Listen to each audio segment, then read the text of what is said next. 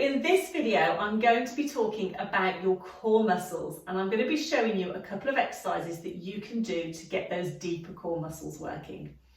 Now, I'm Zoe. I am a physiotherapist and Pilates instructor and the founder of Pilates Health Online.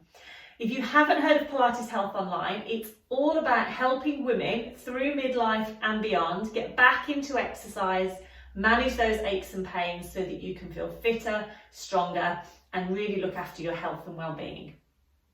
So let's talk about the core muscles. And when we think about the core muscles, we very often think about our big power muscles. So those muscles that we work when we do sit-ups, or you might have heard of an exercise called the plank, which basically gets everything working. But it's really important, particularly if you've got back problems or if you are suffering from aches and pains, that we are working the deeper core muscles as well. Those are the muscles that are responsible for keeping us in a good position. They're designed to work in the background, but they work sort of at a low level and last for a long time. And we know that sometimes if you have pain or sometimes because of the way we move, maybe those muscles don't work as effectively as they could do. So it's really important that we're doing exercises that are getting those muscles working. Now, if you saw my video from last week, I was talking about a couple of exercises that you can do just to get a bit of flexibility in your lower back. Now, if you haven't watched that video, I'll pop a link below this, but definitely go back and watch that because those are nice exercises to do in conjunction with this, because then you're working a bit on your flexibility and working a bit on your control as well. So let me show you those exercises. So you're going to need somewhere comfortable to lie down and a cushion or something to support your head.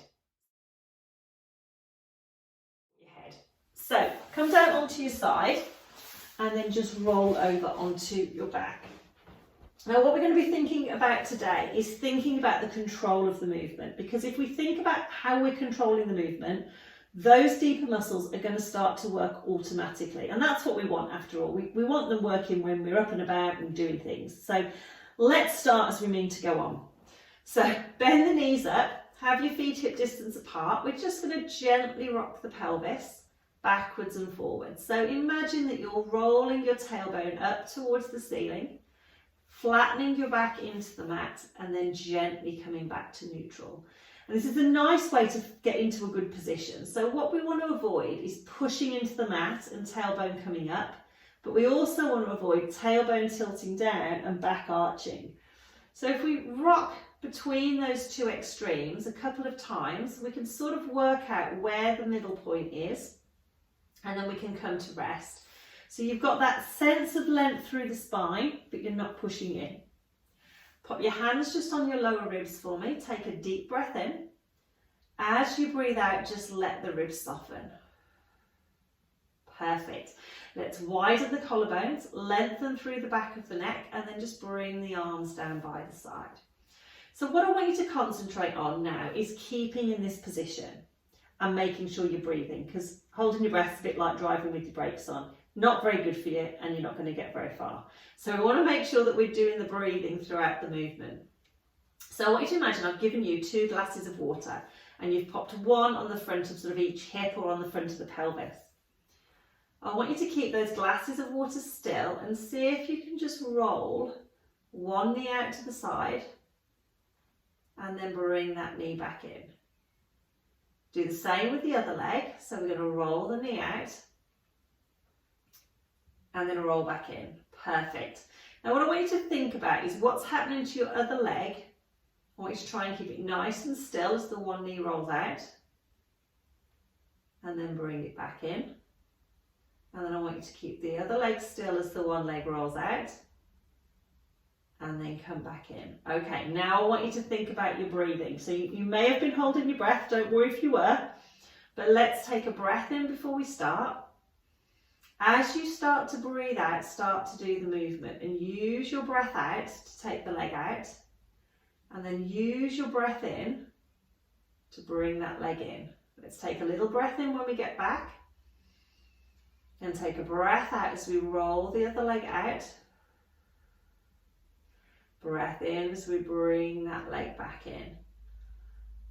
Perfect. Now I want you to keep that going. I want you to take your focus to your lower back. Just check that as you're doing the movement, you're not twisting through the back. We're keeping nice and level through the pelvis. And it doesn't matter how far your leg goes. Make the movement smaller, especially if you feel that if you go too far, your pelvis or your body starts to twist. Okay, so we're breathing out, breathing in, breathing out. And it looks really easy. It looks like a really easy exercise, but actually, if you're doing the breathing and you're keeping everything nice and still, it's actually quite challenging, and it does work those deeper core muscles, which is what we want to be doing. So that is our first exercise. That is our hip twist. Now, the next exercise I'm going to show you is called our scissors. Now, it doesn't look much like scissors when we're doing it, but that's what it's called. So what we're going to try and do this time, that one was sort of controlling side to side. This one is controlling forwards and backwards.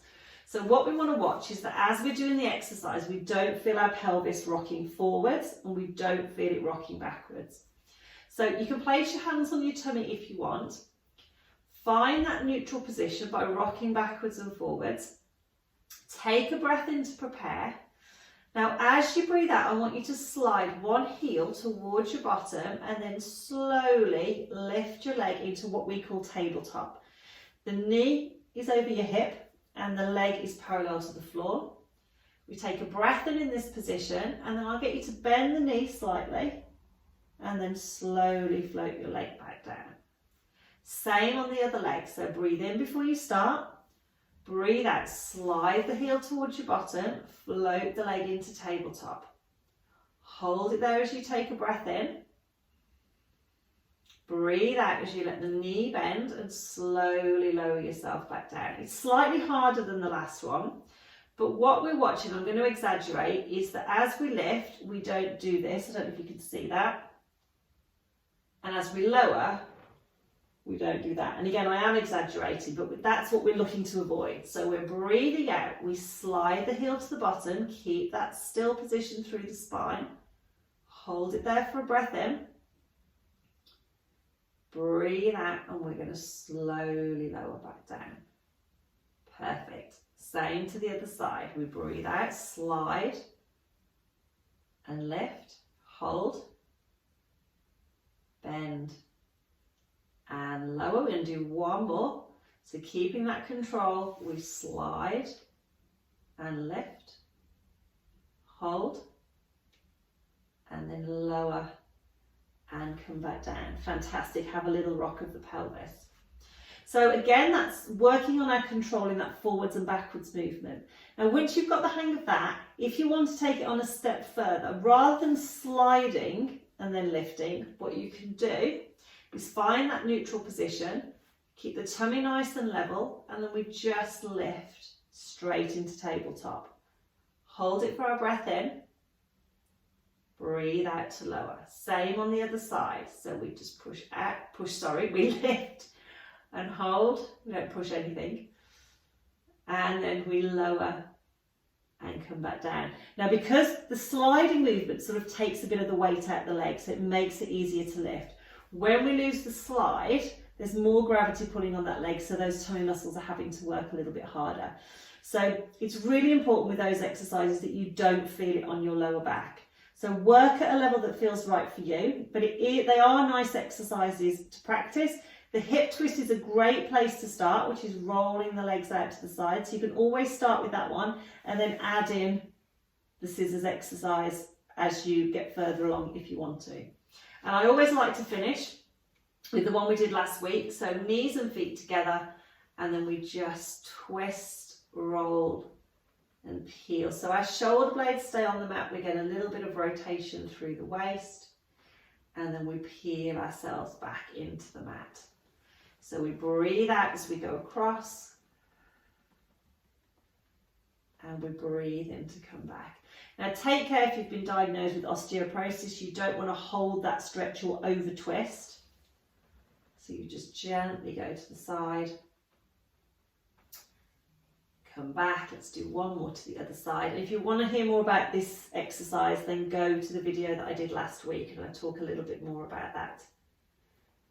And then come back to center. Fantastic. Okay, let's draw one leg into the chest. You can either then swap legs or bring the other leg in as well. Give yourself a gentle hug. And then lower and lower. Fantastic. Well done, everyone. So those are just a couple of exercises that are getting those deeper core muscles working. But the core muscles are only one piece of the jigsaw puzzle. And yes, they're an important piece, but what we want to make sure is that we are strong and flexible all over the body.